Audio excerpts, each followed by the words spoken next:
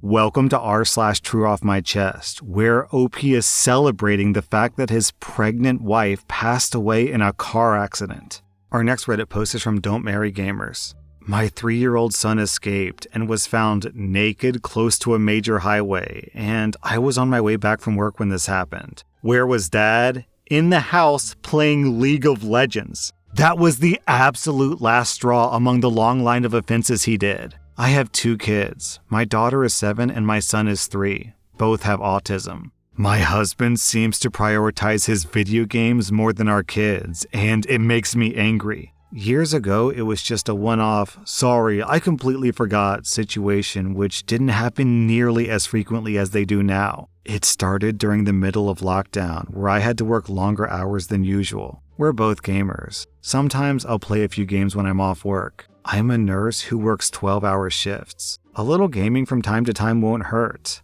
But this man, if he's not working, he's gaming. It doesn't matter that he has 2 small kids to look after. He'll put on Netflix for them and lock himself in his room. He missed our daughter's talent show because of his raid nights in World of Warcraft, and I didn't find out until after the school called saying that she's still at school. And I had to remind my husband to attend and be there for her. He wasn't. When my daughter was 4, he racked up at least $480 of late pickup fees because he forgot to pick up our daughter from daycare. And I had to pick her up in the middle of my shift, take her home, and give him an earful and make him pay for it. I lost count of the number of times that I had to cut off Wi-Fi in the house, and at one point straight up canceled the internet because I was tired of his nonsense. The only time the kids have anything healthy to eat is when I'm making them dinner. My husband will order pizza or Chinese or anything that can be delivered via Uber Eats. I've already told him to stop doing this since both kids are already gaining weight. The absolute last straw was when my 3-year-old son escaped our house when I was at work, naked and at 9 p.m. at night. This was the second time that he escaped, and since then, I installed multiple alarms on every door in the house. My son even wears a wristband with our phone number.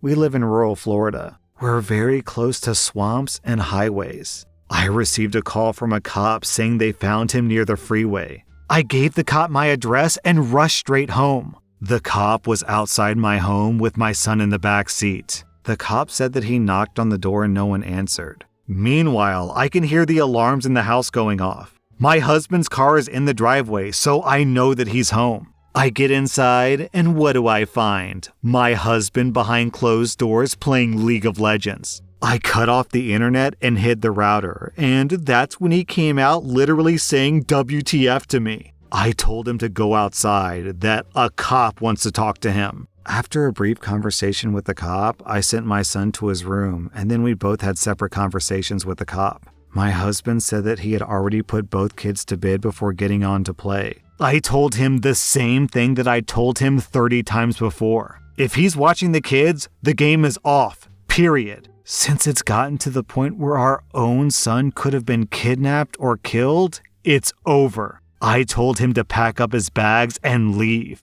Anyone who would endanger their own kids over a video game has a serious problem. I suggested that he sees a therapist. I love him, and I really want to make this marriage work, at the very least for our kids. I'm seriously considering filing for separation while I consider the options. Look, OP, I'm on the husband side. Once you start a game of League of Legends, you have to finish it. It doesn't matter if your kid has wandered out of the home and is getting eaten alive by a Florida crocodile. You have to finish your League of Legends game. That's just proper gamer etiquette. And hey, Raid Night on World of Warcraft, the Dragonflight expansion just came out. Clearly, your husband's guild needs him for the Vault of the Incarnates raid, where he needs to kill Razagath the Storm Eater. Come on, OP, what's more important, kids or epic loot? Now, joking aside, OP, I think that your husband's situation has escalated past the point of being a problem, and he's in full-blown addicted territory. This guy's addicted to gaming, straight up. This guy is trying to avoid getting ganked in bottom lane. Meanwhile, his kid is trying to avoid getting ganked by crocodiles. Our next Reddit post is from OF Christmas Disaster. My cousin's gift ruined Christmas and possibly my relationship. I come from a big family. Our holidays involve extended family like second cousins, etc. My fiance and I are in our mid-20s, and there are a lot of cousins in their 20s and 30s. Last night, we had our big Christmas party. It was fun to see everyone until it was time to exchange presents. My cousin, Anna, hands out pink envelopes to all the men in their 20s and 30s who have married into or dated into the family. My fiance received one and quickly put it in his pocket after opening it. I was distracted opening my gifts and didn't ask to look at it. About 20 minutes later, my cousin Rachel pulls me aside and says that Anna is giving out cards with instructions on how to get a discount subscription to her, I can't say the name of this website on YouTube, so I'll just say to her OF.com. Rachel's boyfriend got one of the pink cards and showed Rachel because he was weirded out. I'm pissed at this point because I suspect that my fiance's card also has an OF discount. So I asked to talk with him and he denies getting a card from Anna. I tell him, I saw her hand you one and I watched you put it in your pocket. I go to grab his pocket and he suddenly remembers getting a card but claims that he didn't open it. I take it from him and of course it's already opened and of course it's about her OF.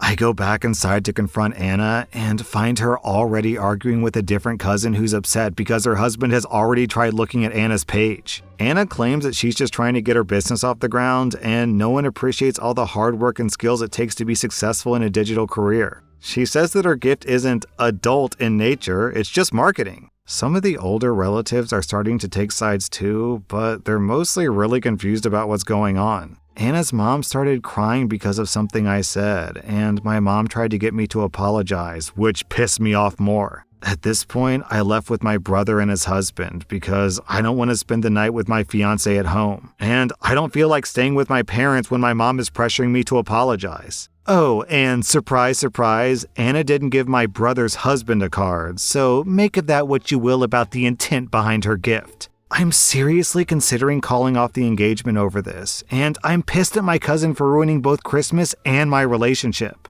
Yeah, OP, I think you're making the right call here. Your fiance was clearly trying to deceive you. Also, it seems kind of weird to me that someone's first response to starting an OnlyFans is, I know who's my perfect audience for this. My family.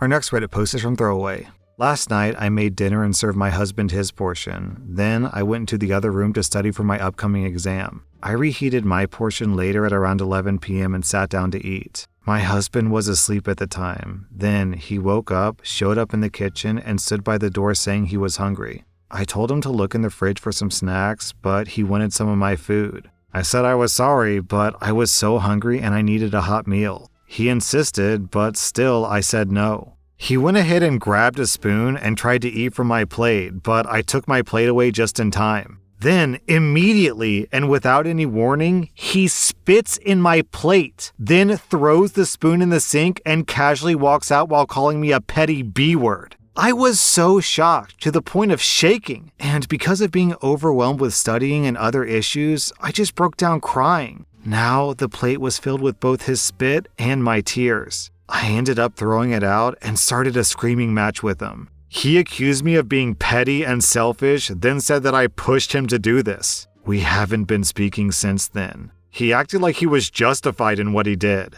Man, down in the comments, we have an even crazier story from No Puta. My ex did something similar to me on the petty scale. I was working and paying all the bills. He was not. I got up early, showered, washed my hair, blow-dried it, straightened it, and did my makeup. I sat down to have a bowl of milk and cereal before I had to make my 1.5-hour commute to work. My ex gets out of bed, goes straight for the bowl, and dumps it all over my hair and face. Why? Because me getting ready in the morning was keeping him awake. Effing loser. Yeah, OP, I want to really draw attention to something that this other poster is saying in their story.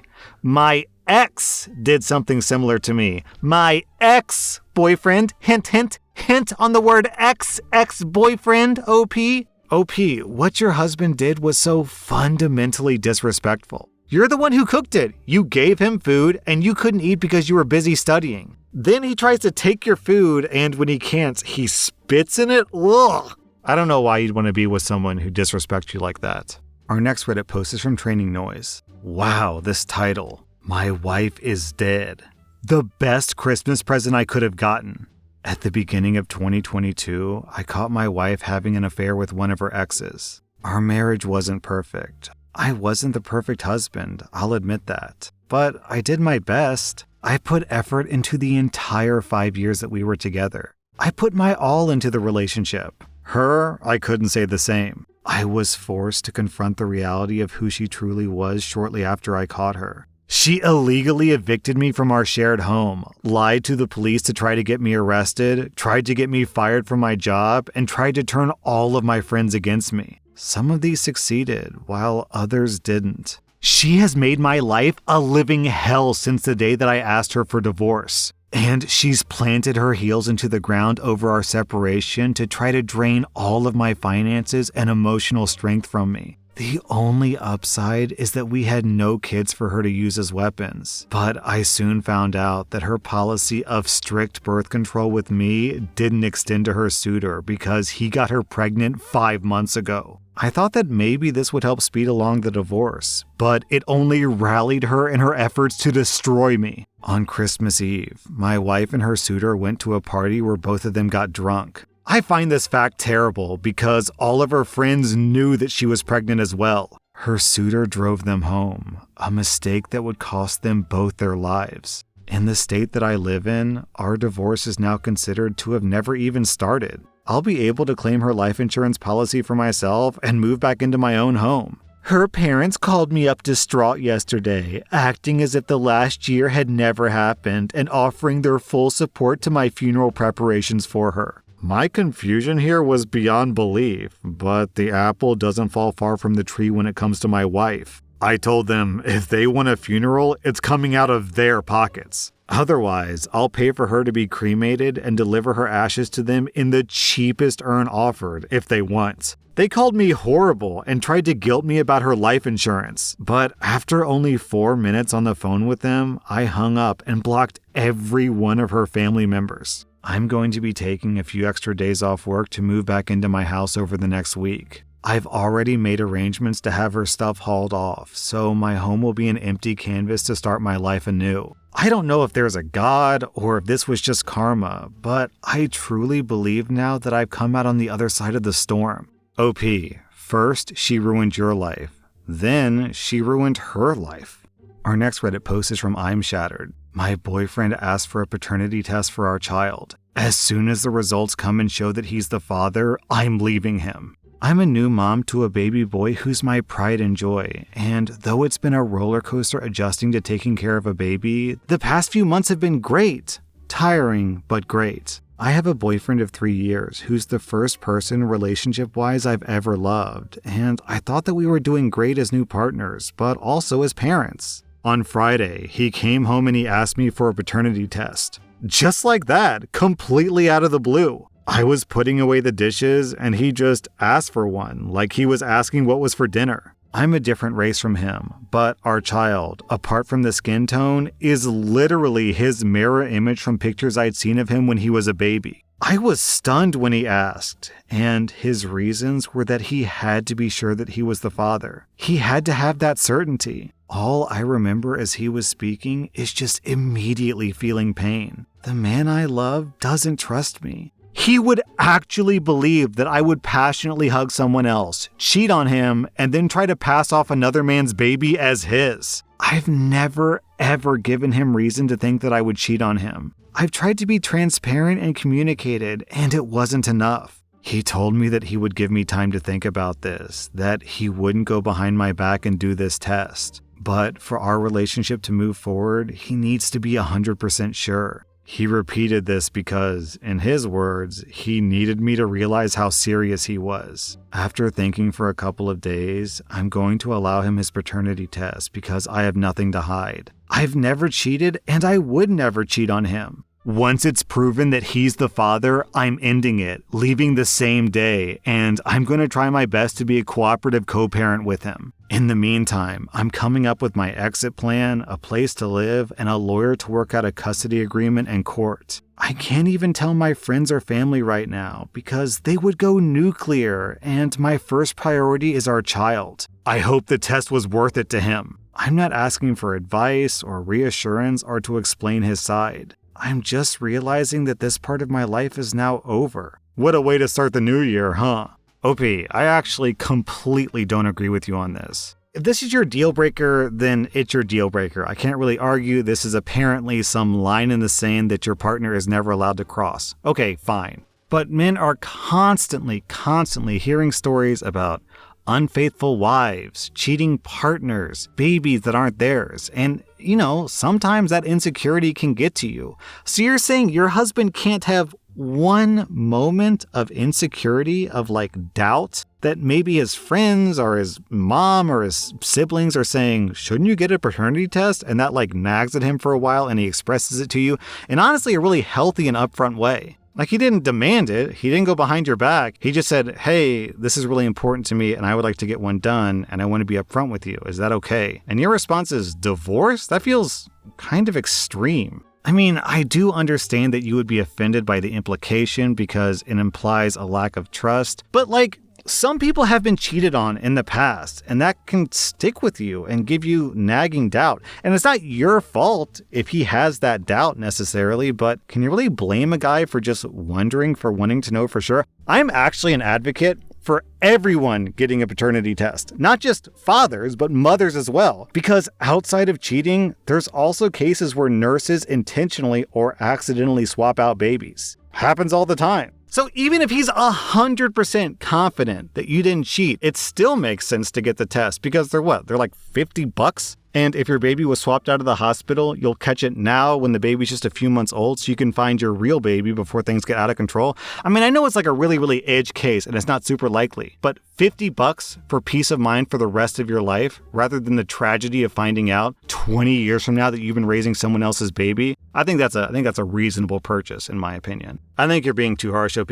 Literally the story right before this is OP's world being shattered because he caught his wife cheating on him. It happens every single day. Every day, people catch their partners cheating. And this guy has one moment of doubt, of concern, and you're throwing in the towel? Man, I think I'm starting to see why this guy's so concerned. If you're this willing to throw away your relationship, then maybe he's onto something. Look, down in the comments, this guy, Omni Cotton, says, I signed the birth certificate when I was 18. I found out at 25 that it was based on a lie. It's a legally binding contract, though. Several years later, I'm still paying child support for a kid proven to be another man's offspring. I believed in her at the time. This poor guy was raising another kid's child for 7 years, and then is still on the hook for paying for that kid for another 11 years.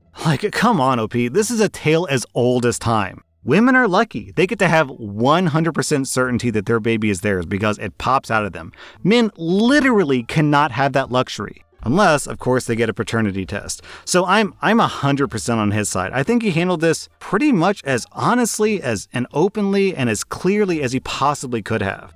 That was r/Trueoffmychest. And if you like this content, check out my podcast where I publish the exact same episodes. Also, hit that subscribe button because I put out new Reddit videos every single day.